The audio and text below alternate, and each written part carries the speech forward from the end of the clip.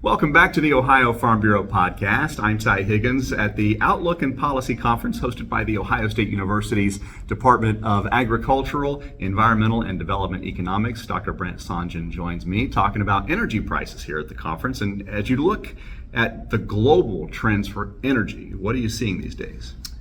Well, I think the big question is on what's going to happen with oil and natural gas. And oil prices, they're interesting beasts. My speculation is they're going to stay pretty stable for the next probably the next 6 months to 12 months, maybe the next few years. I personally think that downward pressures are much stronger than the upward pressures. Those downward pressures are that U.S. frackers are going crazy again, and they're starting to not drill more, but they're starting to be more productive and figure out ways to get that oil out of the ground. Same thing with natural gas. We do see some work in OPEC to try to reduce and restrict production, but of course OPEC's a lot of countries, right? There's 18 countries involved there, plus there's the OPEC plus people, which is Russia and everybody else. Well, speaking of Russia, they can't keep the oil. They still want that oil, right? So they're selling it like heck to India and to other countries. They get their fleet of sort of big tankers out there that will take the oil anywhere and do it without insurance. So it's no problem getting oil out of Russia. It's going to be hard to keep OPEC together. The frackers in the U.S. are doing well. I think that's a recipe for increasing supplies. And we're not sure what's going to happen with demand, but demand is going to be, my guess is not too expansive growth, probably just stable growth like we've had the last few years. And the big uncertainty out there is what's going on in the Middle East. It's a sad set of circumstances, but that will continue to weigh on the market. But so far, hadn't had much of an impact. So much energy used on the farm. When you talk about, you mentioned gas and diesel and what those prices might look like for the next 6 to 12 months here, kind of maybe steady, leveling out a little bit. Natural gas, which I think we used more natural gas this past harvest season than we have in a long time, with the corn not drying down to levels in which is safe to store. And natural gas prices, we've seen pretty fortunate circumstances on that front as well. Yeah, natural gas prices have remained stable. They could tick up a little bit here in the wintertime, but the reality is natural gas fracking has gone crazy as well, just like natural gas or like oil fracking. And so in the eastern part of the U.S., we're seeing continued expansion in supplies. Ohio, not so much. Ohio's a surprising case. Supply has sort of stayed stable here in Ohio. But further east, we're seeing increases in the amount of natural gas coming out. And, there is an increase in the amount of electricity being produced with natural gas. But there's huge increases in solar and wind in electricity production, which is competing with natural gas. So, the reality is that there's a lot of natural gas available for local market uses outside of the electricity sector and outside of home heating and et cetera. So I think natural gas supplies are going to be pretty strong in the next few years as well. It's going to weigh on those prices. We're not going to see anything like we saw unless there's some kind of big change in the market, like, could happen in the Middle East, right? Something crazy could happen, and it could drive prices up really significantly in a short period of time. But other than that, the factors are really pushing towards stable to lower natural gas prices. Of course, all this conversation impacts fertilizer as well. Where do you see that going? Yeah, I think fertilizer similarly. It's hard for me to imagine a scenario where fertilizer prices in the U.S. here expand and increase dramatically, save for some kind of big, demand or supply shock internationally. The thing that's happening there is that there's big investments in ammonia-type plants on the Gulf Coast. So this Inflation Reduction Act stuff. So these companies can now, create ammonia, basically fertilizer with natural gas, and then they can capture that carbon and stick it underground. So it's kind of, carbon dioxide-free ammonia and fertilizer. So that's a great thing. It's sort of subsidized by the Inflation Reduction Act, but it's encouraging companies to come in and build factories in that part of the country to increase the amount of ammonia that we produce right here in the U.S. So we've seen imports of ammonia have fallen in the U.S. A lot in the last few years. That's going to continue as we see increase in production here. A couple of graphs you had here today shows how much we produce as far as energy goes and how much we use, and it brought up the question, there's a gap there, and people might be surprised that we actually export some of these products out. Do you think the general public would be surprised about how much we export out of the country as far as energy production is concerned? I imagine the general public would be. We're energy independent when you put all of our sources together. We're almost energy independent even in oil, right? Oil itself is, and with natural gas, we're producing more natural gas than we actually use in the U.S. So we're exporting that on net as well. So yeah, exports are up. Natural gas, specifically so, and especially as liquefied natural gas. That's become a huge market.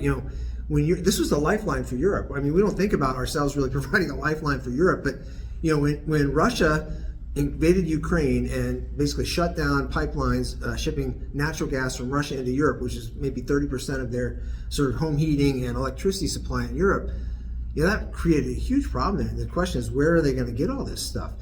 Well, they've gotten it in part from the U.S. And luckily for them, the U.S. had invested massively in liquefied natural gas capacity to ship that stuff out of the country. And we were available. That natural gas became available for the Europeans. We were able to ship it over for them. This is an interesting technology. Actually, it's difficult to liquefy natural gas.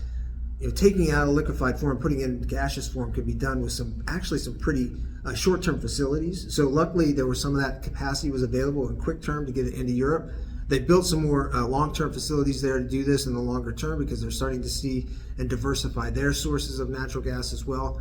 So this is a great thing. I mean, the U.S. has a great potential to export more natural gas in the coming future. And in fact, that's what's probably going to, if anything would drive prices up for farmers here in the U.S. with their natural gas, propane, et cetera, supplies, it's going to be that export market. You brought up an interesting part of your conversation when it comes to carbon sequestration. We've been talking more about this over the last couple of years. Farmers have been looking at ways to maybe turn this into additional revenue and diversify their farm a little bit as far as making sure that carbon stays in the soil and selling that carbon back to Fortune 500 companies, for instance. We're starting to see that conversation dwindle a bit. Is this carbon sequestration movement, round two, going to fall on its face like we did see a couple of years ago? Yeah, I don't think it will fall on its face. I think it's going to take a lot longer to sort of build up, actually. But it's a real problem in the marketplace. It's interesting. You see so many companies making these net zero commitments, and what's happened in that space is that the people who are looking at that are saying, well, what we want you to do, become net zero and go almost 100% of it with renewable energy rather than using any of these offsets. So it's been kind of a problem for the market to get building. The problem they're going to face is to meet those commitments in the time period they want to meet them, there's not going to be enough renewable energy. We're just not going to have enough. I mean, literally, you're going to have 50% of the grid is going to have to be renewable within the next 5 to 10 years to meet some of those commitments. That's just not going to happen. So if the commitments are going to be met, the companies are going to have to buy offsets. So this market, I think it's a longer time frame for this market to emerge than maybe even I would have thought a few years ago, but I think it will emerge. So I think carbon credits are still something that's going to come in the long run, and there's something that can provide extra value to landowners and to farmers in particular, but it's not going to happen like overnight. It's going to be the next 5 to 10 years. Energy, an important component to agriculture. Dr. Brent Sohngen, an expert on the matter from The Ohio State University. Thank you. Thank you. Find out how Nationwide Agribusiness can help you grow your business. Get to know the people with the experience and knowledge to help you. Whether you are looking to protect your farm or ranch from the ground up, or need someone who understands your changing commercial ag needs. Find out how to better manage the risks of your ag business, or how quickly you can get back to business. Learn how you can protect your next with Nationwide on your side. Since 1919, Ohio Farm Bureau has been working for you, advocating for farm families, for Ohio agriculture, and our local communities. From the State House in Columbus, all the way to Washington, D.C., Ohio Farm Bureau is feeding your need for new ideas. As we look towards the future and the changes coming along with it, one thing will never change: our mission. Working together for Ohio farmers to advance agriculture and strengthen our communities. Learn more and become a member today at ohiofarmbureau.org. One of the last speakers at Ohio State's Department of Agricultural, Environmental, and Development Economics Outlook meeting here in Columbus, Dr. Ian Sheldon joins us. And Dr. Sheldon, you focus on trade, and I have to ask you, we've heard all day about the near record or record corn and soybean crop we had here in Ohio. We also heard about all the other things that go into agriculture and affect that bottom line, and that farm income, despite these higher yields, is going to be lower in 2023. How much of that is trade related? I think a goodly portion of it is trade related. We saw this big run up in food prices even before the invasion of Ukraine by Russia, post-pandemic, partly because of glitches in value chains. And we all know we saw a big increase in food prices here in the United States. It's come down significantly. The rate of food price inflation has come down. That doesn't mean to say that food prices are actually falling. It just means you and I can both could tell that at the grocery store. And so when Ukraine was invaded in February of 2022, unsurprisingly, the markets react, the global markets. So if you just look at the Chicago wheat futures price and other related prices in oilseeds and obviously corn, we saw historic increases in the United Nations Food Price Index, and we went up to a level that we haven't seen probably since the 1970s. We had spikes in 2008, 2009, 2011, 2012, but this was a really big run-up in prices. We're very dependent on what's happening in the world market. We have a very integrated world market, more or less. I mean, there are barriers to trade going up, but I think the fact that Brazil has become this major corn exporter is a pretty good signal that the world market is doing its job, and Brazil is able to compete with the United States in doing that. Wasn't that long ago when you and I had these conversations, it was pretty cheery notes that we were singing. We had the USMCA, we had relationships with China and other major countries that were starting to see our worth as an agricultural producer. That tone has changed, especially here in North America. We're having some issues with both Mexico and Canada. I don't know how China's looking on trade right now. I haven't heard a lot about that in the last couple of years. Where are we missing the boat, and where are there some opportunities for growth as far as trade with our partners? Well, I think let's talk about USMCA first. Clearly, the decision by the Mexican president to seek a ban, first of all, on using genetically modified white corn, which goes into wheat flour in Mexico, mostly ends up in tortillas. That's a pretty small share of the US market, US export market to Mexico. I don't think Ohio, for example, produces significant amounts of white corn. So I think if that's the only thing that this dispute is over, then it's probably not something we would lose a lot of sleep over, even though I think it would be important for the United States to win that case.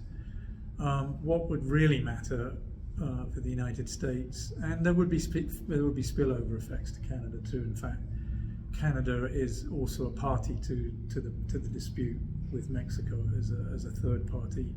The main dispute is obviously between the US and Mexico. I think the Mexicans feed a lot of beef cattle, and they feed a lot of poultry, and they feed a lot of hogs down in Mexico.